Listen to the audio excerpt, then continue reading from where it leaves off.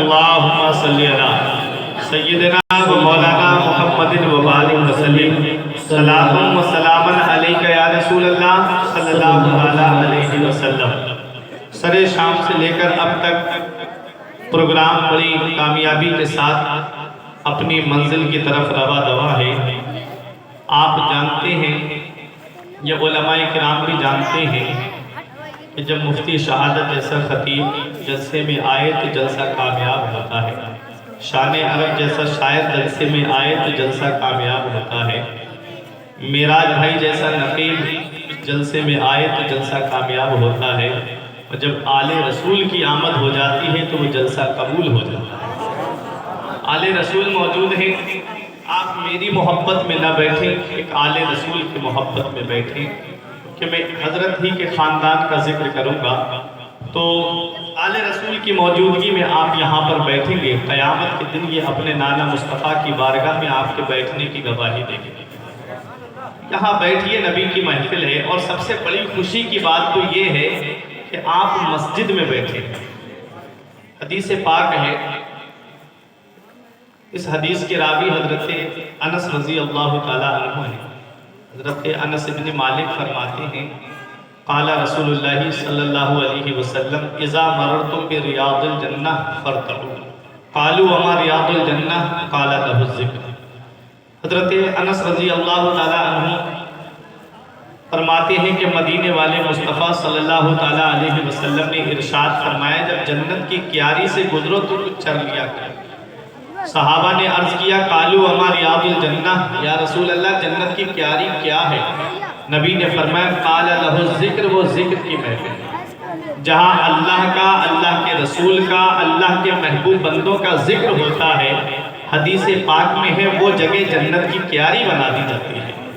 اور ایک روایت حضرت ابو ہریرہ رضی اللہ تعالیٰ عنہ کی ہے، میرے آقا حضور صلی اللہ علیہ وسلم نے ارشاد فرمایا ہے کہ مسجد جنت کی کیاریاں ہیں۔ آج آپ ڈبل جنت کی کیاری میں بیٹھے ہیں، جہاں اللہ اور اس کے رسول کا ذکر ہوتا ہے وہ جگہ جنت کی کیاریاں، اور مسجد جنت کی کیاریاں ہیں۔ یہ مسجد قیامت کے دن اللہ ایسے ہی اٹھا لے گا اور پل صراط پر مسجدوں کو کشتی کی شکل میں کر دے گا، اور جنہوں نے مسجد میں آ کے نماز پڑھی ہے، مسجد کی تعمیر میں حصہ لیا ہے، مسجد کے کاموں میں بڑھ چڑھ کے حصہ لیا ہے، وہ قیامت کے دن ان مسجدوں میں جو کشتی کی شکل میں ہوگی، ان میں بیٹھ کر کے پل صراط کو پار کریں۔ بڑے خوش قسمت ہیں آپ، ایسی پاک جگہ پہ آپ بیٹھ کر کے اللہ اور اس کے رسول کا ذکر سن رہے ہیں۔ بہت اچھے کلام آپ نے بھائی شان عرب صاحب قبلہ سے سنے، بہت اچھی آواز ہے، پروردگار عالم حضرت کو مزید ترقی عطا فرمائے۔ مفتی صاحب قبلہ آپ کا جواب ہی نہیں، کلام بھی لاجواب ہے اور کتاب بھی لاجواب ہے۔ آل رسول کی موجودگی ہے، میں 2-3 شعر پڑھتا ہوں تاکہ آل رسول کی دعائیں مل جائیں تو میرے لیے بخشش کا ذریعہ بن جائیں۔ کیا حسن محمد ہے، چرچا ہو تو ایسا ہو، کیا حسن محمد ہے، چرچا ہو تو ایسا ہو، کیا حسن محمد ہے، چرچا ہو تو ایسا ہو، ہر آنکھ یہ کہتی ہے، ہر آنکھ یہ کہتی ہے، جلوہ ہو تو ایسا ہو، ہر آنکھ یہ کہتی۔ نعرہ تکبیر، نعرہ رسالت، علماء اہل سنت، حضور سید صاحب قبلہ سرکار کی آمد، سرکار کی آمد، علامہ فرقان صاحب قبلہ، نعرہ تکبیر، نعرہ رسالت۔ ہر آنکھ یہ کہتی ہے، جلوہ ہو تو ایسا ہو، جو قتل کو آئے تھے وہ پڑھنے لگے کلمہ، جو قتل کو آئے تھے وہ پڑھنے لگے کلمہ،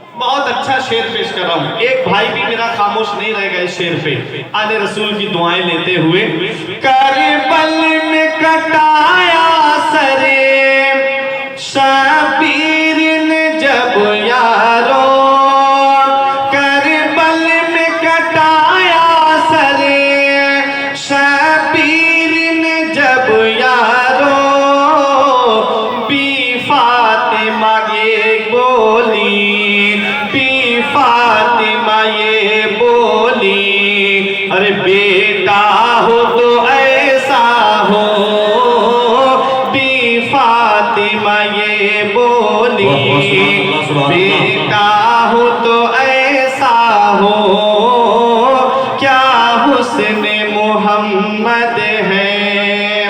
اور بہت پہلے ایک شعر جابر صدیقی نے کہا تھا کہ کربلا جا کے ہوا بند انہی پہ پانی، کربلا جا کے ہوا بند انہی پہ پانی جو پلاتے رہے دشمن کو بھی ہنس کے پانی، اور مجھ کو مت پینا یزیدوں نے پیا ہے مجھ کو، بولا عباس سے یہ پاؤں پکڑ کے پانی، نہر میں پھینک کے عباس نے پانی سے کہا لے تیرا پھوٹ گیا آج مقدر پانی۔ اب اسی تناظر میں ایک شعر سنیے گا عباس دلاور کو عباس دلاور نے پانی کو جو ٹھکرایا عباس دلاور نے پانی کو جو ٹھکرایا دریا یہ پکارو اٹھا دریا یہ پکارو اٹھا پیاسا ہو تو ایسا ہو دریا یہ پکارو اٹھا پیاسا ہو تو ایسا ہو۔ اب اس شعر پہ علماء کرام تو سبحان اللہ بولیں گے ہی، آپ کی سمجھ میں آ گیا تو آپ خاموش نہیں رہیں گے کہ رضوی فتاوا کو پڑھ کر کے عدو بولے رضوی فتاوا کو پڑھ کر کے عدو بولے مفتی ہو تو ایسا ہو مفتی ہو تو ایسا ہو فتوا ہو تو ایسا ہو مفتی ہو تو نعرہ تکبیر۔ بہت بڑا شعر تھا، آپ نے بہت خاموشی سے سن لیا، ذرا دونوں ہاتھوں کو اٹھا لے استقبال کریں شعر کا۔ نعرہ تکبیر، نعرہ رسالت، علماء اہل سنت مسلک اعلیٰ حضرت حضور سید صاحب قبلہ سرکار کی آمد، سرکار کی آمد۔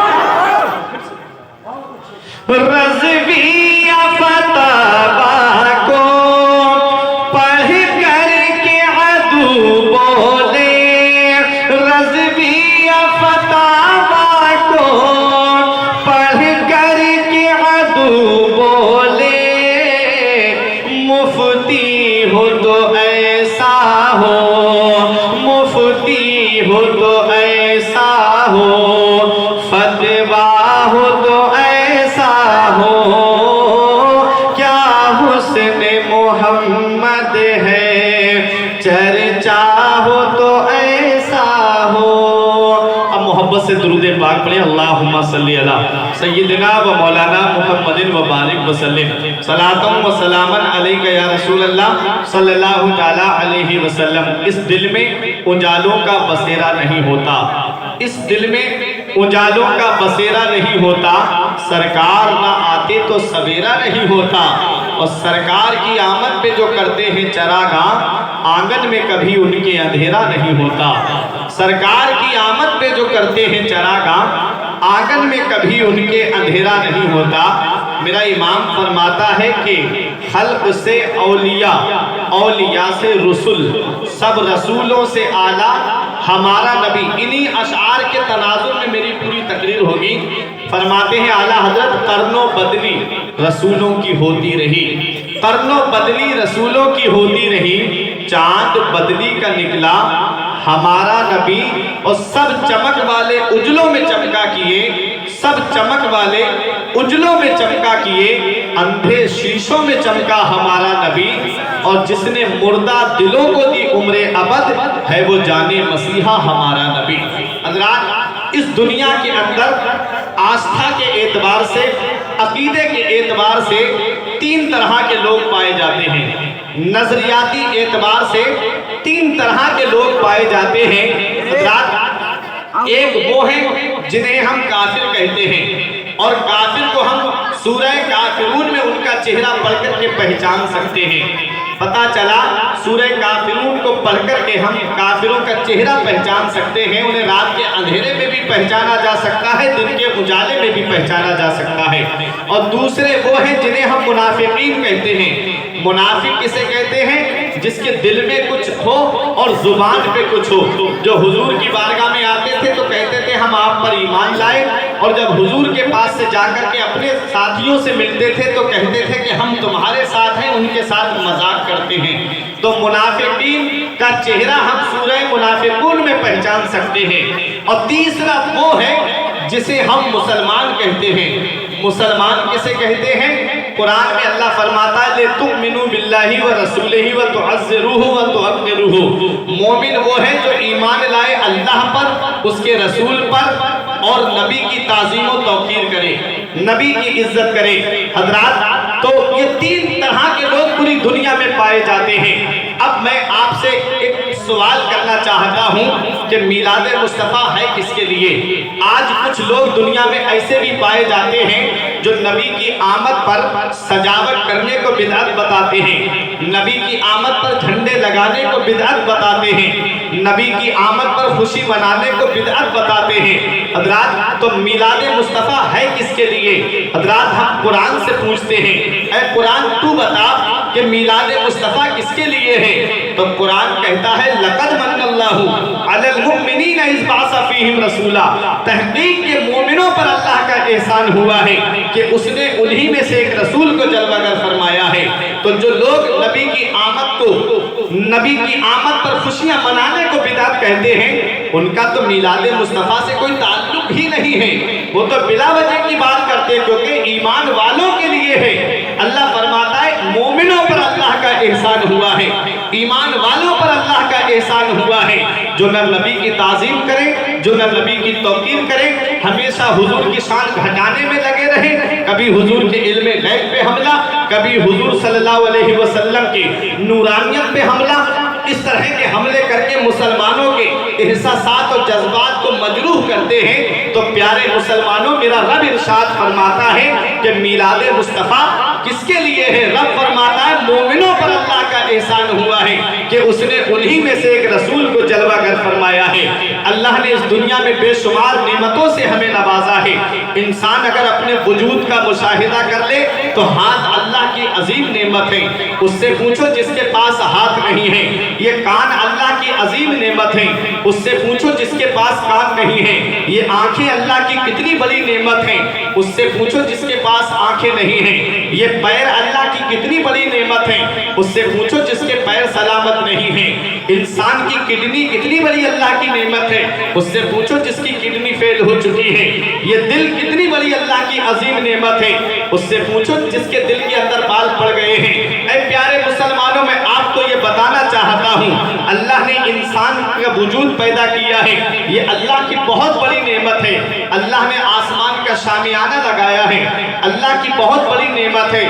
اس میں روشنی کے لیے چاند و سورج کو پیدا کیا ہے، اللہ کی بہت بڑی نعمت ہے۔ ستاروں کے کمکمے لگائے ہیں، اللہ کی بہت بڑی نعمت ہے۔ زمین پہ فرش بچھایا تاکہ انسان آسانی کے ساتھ چل سکے، اللہ کی بہت بڑی نعمت ہے۔ زمین سے دانہ اگایا، سبزی اگائی، پھل فروٹ اگائے تاکہ انسان کھا کر کے بہترین غذائیں اپنے شکم کو جو ہے وہ آسودہ کرے، اللہ کی بہت بڑی نعمت ہے۔ اے پیارے مسلمانوں، اللہ نے بے شمار نعمتوں سے انسان کو نوازا ہے۔ انسان کے ہاتھ اللہ کی بہت بڑی نعمت ہے، پیر بہت بڑی نعمت ہے، اور آنکھیں بہت بڑی نعمت ہے۔ آسمان کا شامیانہ اللہ کی بہت بڑی نعمت ہے۔ آپ پورا قرآن پڑھ کر کے دیکھ لیجئے، آسمان کے شامیانے پر اللہ نے احسان نہیں جتایا، زمین کے فرش بچھانے پہ اللہ نے احسان نہیں جتایا، انسان کا وجود بنایا اللہ نے احسان نہیں جتایا، حضرات آسمان کا شامیانہ لگایا اللہ نے احسان نہیں جتایا، زمین کا فرش بچھایا، اللہ نے احسان نہیں جتایا، چاند و سورج کو روشنی دی، اللہ نے احسان نہیں جتایا، ستاروں کی سجاوٹ لگائی، اللہ نے احسان نہیں جتایا، زمین سے دانہ اگایا، اللہ نے احسان نہیں جتایا، آسمان سے پانی برسایا، اللہ نے احسان نہیں جتایا۔